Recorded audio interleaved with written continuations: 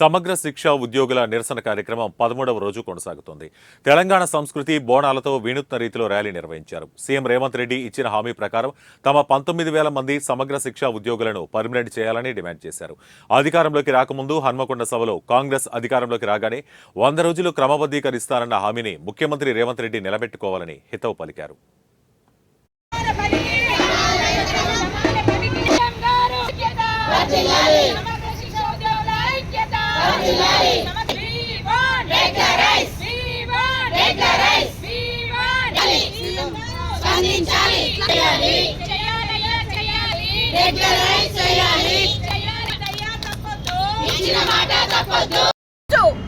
కని విని ఎరుగని రీతిలో 33 జిల్లాల్లో తెలంగాణ రాష్ట్రంలో బోనాలు ఎత్తుతున్నారు సమగ్ర శిక్ష ఉద్యోగులు. అంటే దానికి కారణం మన గౌరవ ముఖ్యమంత్రి గారు.